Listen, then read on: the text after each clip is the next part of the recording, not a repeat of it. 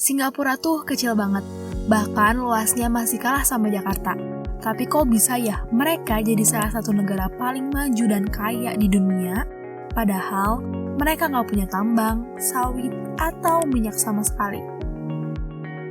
Nah, hari ini Peak Point bakal sharing 3 alasan kenapa Singapura bisa maju meski minim sumber daya alam.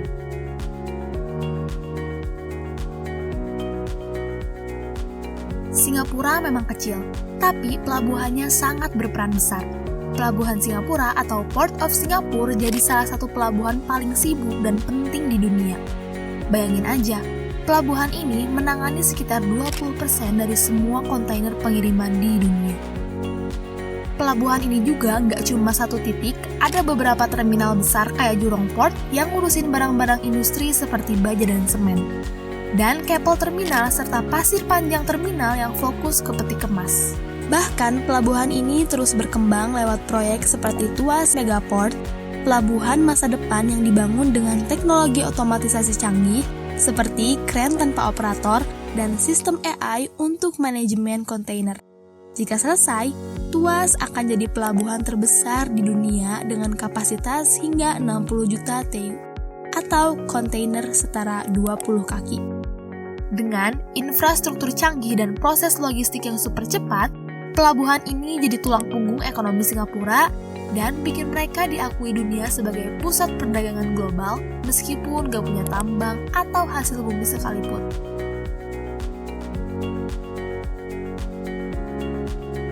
Salah satu kunci kenapa Singapura bisa jadi negara maju tanpa sawit, tambang, atau minyak adalah karena mereka fokus total ke pendidikan. Dari dulu, pemerintah Singapura sadar bahwa sumber daya manusia atau SDM adalah aset utama mereka.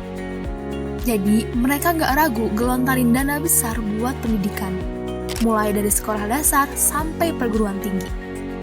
Mereka juga bangun ekosistem pendidikan yang kuat, kurikulum dirancang sesuai kebutuhan industri, guru dilatih secara profesional, dan teknologi diintegrasikan dalam sistem pembelajaran.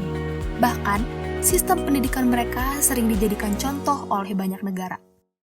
Universitas seperti National University of Singapore dan Nanyang Technological University bukan cuma top di Asia, tapi juga masuk 20 besar dunia. Banyak lulusannya yang jadi pemimpin di perusahaan global, peneliti, atau pengusaha sukses.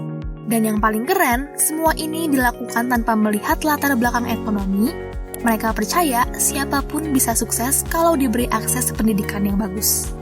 Jadi meskipun teknologinya terus berubah, warganya tetap bisa adaptif dan relevan di pasar kerja global.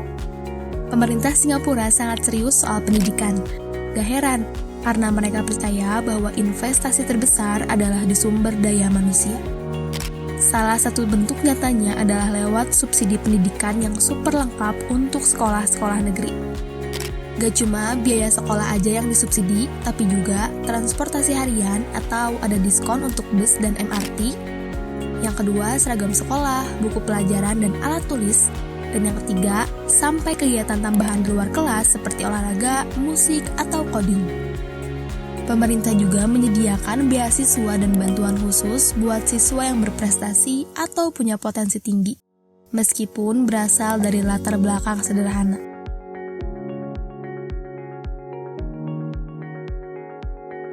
Singapura dikenal sebagai salah satu negara dengan tingkat korupsi terendah di dunia. Bahkan, berbagai lembaga internasional seperti Transparansi Internasional dan World Justice Project selalu menempatkan Singapura di posisi atas soal integritas dan transparansi. Pemerintah Singapura punya sistem pemerintahan yang rapi, efisien, dan sangat serius dalam memberantas korupsi. Mereka punya lembaga khusus bernama CPIB, Corrupt Practices Investigation Bureau. Baik pejabat tinggi maupun pegawai biasa bisa diperiksa kalau ada dugaan penyalahgunaan wewenang. Undang-undang anti korupsinya juga sangat kuat dan tegas.